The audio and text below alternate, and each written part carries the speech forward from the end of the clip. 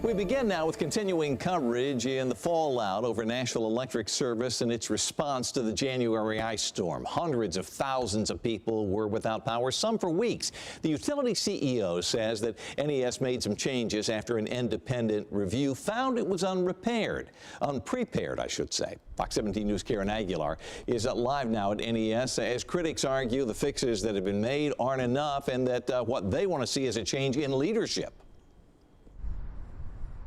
That's right, Scott. And the CEO of NES says the utility is working to fix the problems of January's ice storm. In the wake of that response, you might remember, Scott, Fox 17 News pressed leadership multiple times on accountability, and at that time received none.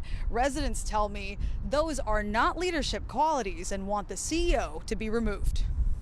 Kendall Phillips is one of the more than 230,000 NES customers who lost electricity for days during January's ice storm. And we were just like shivering by candlelight. The CEO of NES is Teresa Broyles-Aplin. Yes, I think Teresa should be fired. This is on the heels of the CEO admitting the utility failed on multiple fronts, voiced again at Wednesday's NES board meeting. There are certainly additional opportunities for improvement. But all of this came after Fox 17 News pressed NES several times, and each time, leadership denied fault. I was just wondering how NES prepared to handle these kind of outages despite reports that this historic ice storm was coming. Before thousands of crews can work safely, the backbone of the system must be stable. Why is Nashville so different from other cities? How could you say that because this storm was unprecedented, that you guys weren't prepared enough when there were plenty of warnings here?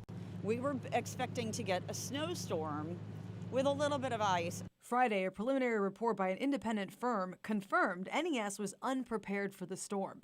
The findings range from NES lacking the detailed scalability needed to support a large-scale event to not having a damage prediction model. Broyles-Aplin says improvements in those areas and more are already underway. But for Phillips, it's a little too late. And I think we as a city deserve better. According to Metro's charter, the NES board can discipline the utility CEO. I emailed the board's chair, Ann Davis, and asked, will NES leadership be disciplined? She tells me no discipline will happen as the board waits for the final report. I also asked Broyles-Aplin a few questions, including, why did you and Vice President Brent Baker initially deny shortcomings? Why do you believe you still deserve your job amid calls for your removal? Our questions were not answered.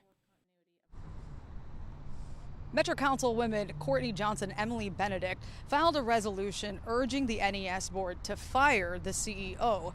As of now, that has not been voted on, but it is expected to be heard in June. Reporting live in downtown, Karen Aguilar, Fox 17 News, your Code Red station.